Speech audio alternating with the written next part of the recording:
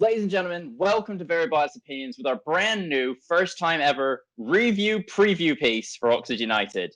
We are going to review the week that happened before because obviously these Tuesday night matches kind of put a spanner in the works for us. It's very hard for us to put out a video after those games all the time or even put out a review beforehand. So we're going to have this. We're going to talk about the week that was and the week that's coming up. Now, we've got 3 games involved in this. Before I get started, please have a look below at GRANDSTAND Bettors and or our other affiliated links. They're great. Have a click on them.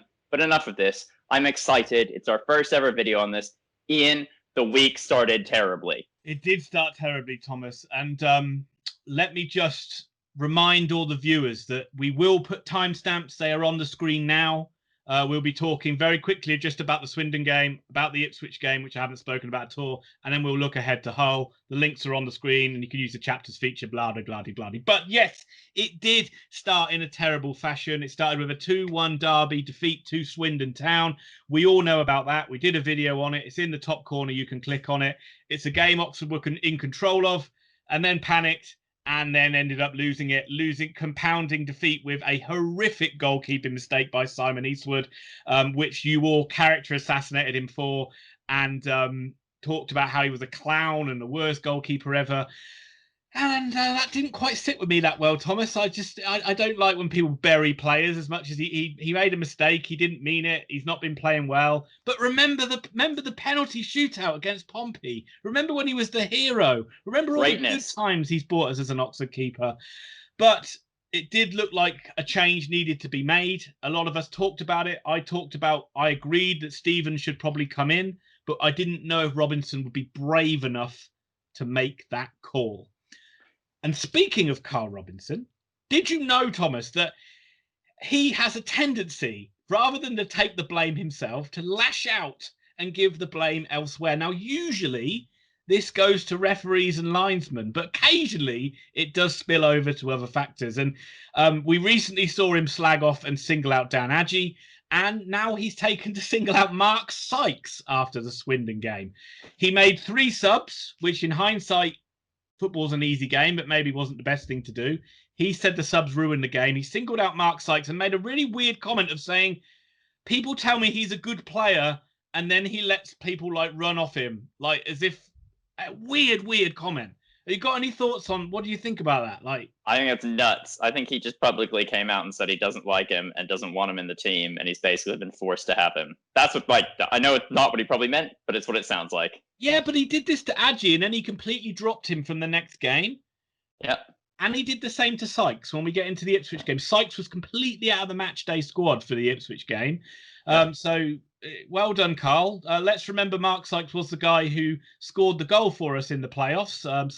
If Carl Robinson didn't know who he was, he must have been thought, bloody hell, who's this random guy that scored a goal for us? A terrible start to the week. Obviously, the players came out and apologised, yada, yada, yada. But the one thing we wanted was a reaction. And we kind of got one against Ipswich Town. I mean, we got a reaction from Carl Robinson. That's always a plus. We did get a reaction from Carl Robinson. Good point. So Ipswich Town game was on Tuesday night. Last time we played Ipswich at home, it was the monsoon game. It was 0-0. And this one was 0-0 as well. First clean sheet of the season. Did make the brave call. And Simon Eastwood was dropped in favour of Jack Stevens, who came in and did a fine job. I thought that the sample size that we've seen of Jack, I've only seen a small sample size of Jack Stevens, but every time I've seen him, he looks a confident keeper, he looks a competent keeper, and he looked really good in this game as well. Whereas Eastwood looks a little bit like he's unsure of himself, Stevens seemed very sure of himself. When he wanted to punch, he came and punched. When he wanted to catch, he came and caught. When he came off his line, there wasn't any hesitation. Bang off his line, and he was very tidy in goal. And I imagine he's going to be in goal for a long time. But a 0-0 draw, not a great result, not a great game. People will probably look at it and say, wow, Ipswich are a really strong side in this league. But it is an Ipswich Town side with a lot of injury problems, a lot of missing. They looked really... They looked like they were there for the taking. And I don't mean to be nasty to Ipswich Town fans, but I thought Oxford really should have won this game. They pressed well, like they did against Swindon Town.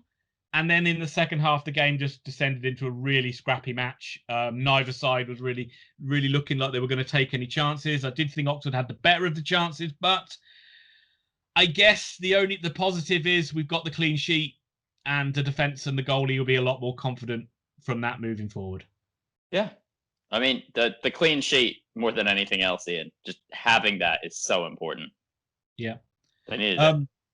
Really funny that Adji came on with like 5 minutes. It's really weird, actually, in the game. Adji really could have made a difference in this game with like 10 minutes to go, because Oxford really reduced to just banging the ball forward. Mm-hmm. And when you did bring Adji on, straight away, he used his power, used his speed, bundle a defender over, and we got a chance in on goal. And you were thinking, God, we could have just had that maybe for 10, 15 minutes more. That could have been the difference in this game. But it wasn't to be. The season struggles on, and we move on to Saturday, where we face the league leaders. Hull City versus Oxford United.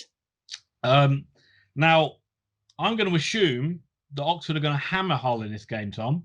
And unless you've made complex notes, that's what I'm going to say. Yeah, there's absolutely no chance in hell. I think this is Ian's way of letting me talk, and I appreciate that. So, yeah, Hull currently lead the table on 33 points. They're 4 points clear of Lincoln, and Lincoln are a point clear of Peterborough, so they're really good teams under them. They've won their last 4 before they lost a match, but they'd also won about 4 before that. They've won 11 games this season in the league. They've been absolutely phenomenal. A couple quick notes. Grant McCann is their manager. He's been there since 2019 with them when they got relegated, and he's also the ex-Peterborough and Doncaster Rovers manager. So for all of you that don't always follow League One in Doncaster or Peterborough, there's a fact. They play a really dangerous 4-3-3 where they use their wing-backs a lot to get forward. But where this team is at their best is their forward 3 of Adelkoon, McGuinness, Wilkes, and I'm saying a 4th player now, but Keane Lewis Potter.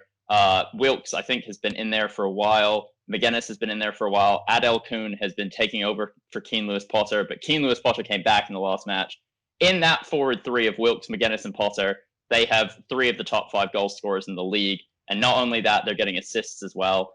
And they have Ingram in goal, who's an undisputed number 1. They are tied for the best defense in the league. But a really interesting player for them is I've got the notes. Elder, who's a marauding left back from Australia. And he's an absolute beast, but he's got 4 yellows, but he's also got 4 assists. And so a bit like he's a marauding left back. Do you mean he like hangs around in the middle of the outback? He swings an axe. He's got a lasso, and he rides a kangaroo up the line. I thought maybe more like a hobo, like kind of going from town to town. Just taking children as he goes. Oh my God, that took a turn. Say that. As Elder brings his children with him, though, he also provides assists, and he's a bit like Josh Ruffles for Oxford in that response. In that way.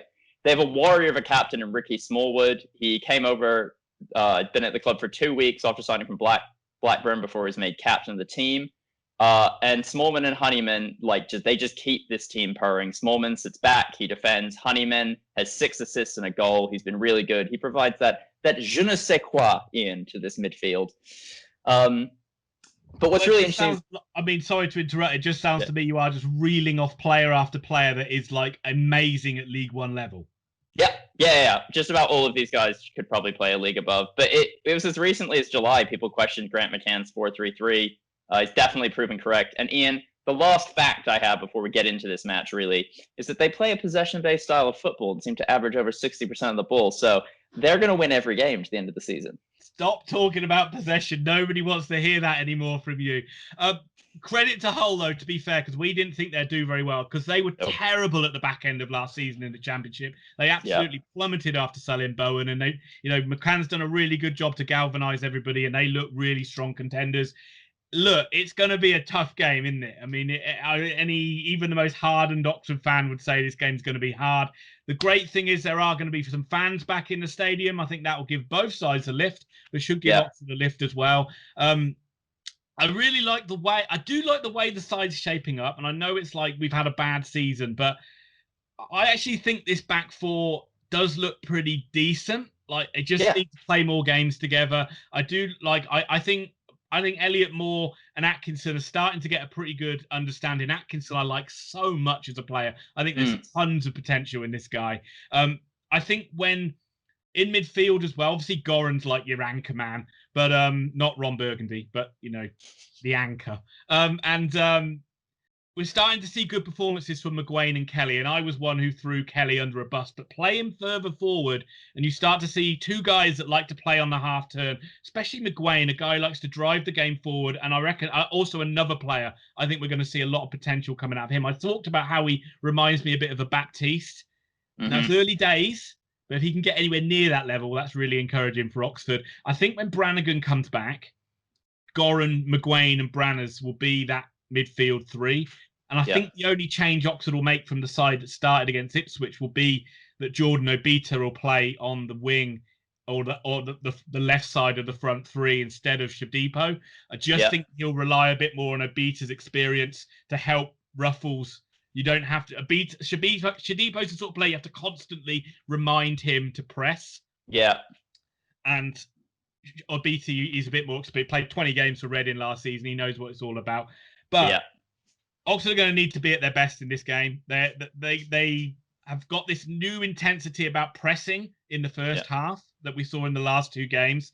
They're going to need to do that, but they're also going to need to soak up a lot of pressure. And I think Alex Goran in this game is key. If he can cut out Honeyman's ability to literally pull the strings in the middle of the park when they get into the final third, and if the Oxford's right and left back cannot get caught out of position after an attack, then they can hold this team quite possibly. But it's a really potent forward three for Hull.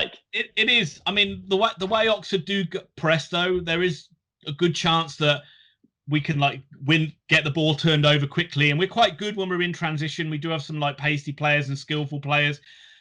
We do waste. It just comes back to just wasting so many chances. I do not doubt that Oxford will get chances in this game. It's just whether we can take more than one of them, because absolutely we're probably going to need to score more than one goal to win this football match. Without a shadow of a doubt. But I think that there isn't much more to say about it. The only other thing to talk about Oxford United news this week is Joel Cooper, who's the winger we signed from Ireland. He is not going to play for Oxford United again this season. He's had a lot of personal problems and he's had to go back to Ireland, unfortunately. So he's going to be. They've had to actually loan him back to Ireland, the Irish Football League, and he actually won't come back to Oxford till the summer at the earliest. So very unfortunate. Let's hope everything's going all right with him in the personal life. I mean, again, it's bigger than football, but it's not really, because nothing's bigger than football. Thomas, do you have anything else to add before we wrap this up? No, but I'd like to hear from Hull fans and find out if I got this right. I did do a fair amount of research, and I was really impressed by what I saw. We've both been really impressed by Hull, so genuinely, Hull fans, let me know what you think of my analysis of this. I could be totally wrong. Yeah, and as always, Oxford fans, we love to hear from you guys as well. So please do give your comments, and I will try to get back to you, or at least Thomas will get back to you with some gibberish. Or maybe he'll get back to you with Hull news, because that's all he seems to know these days is Hull, Hull, Hull. But as this was the first one of these videos, please let us know if you liked it. Please let us know if it's something you want to see on a regular basis. And please like the video and subscribe to the channel. And we will, or I will be, and Thomas might be, back on Saturday after the game to just give our review of the match. And keep watching the video for all the other content we put out. And we'll speak to you soon.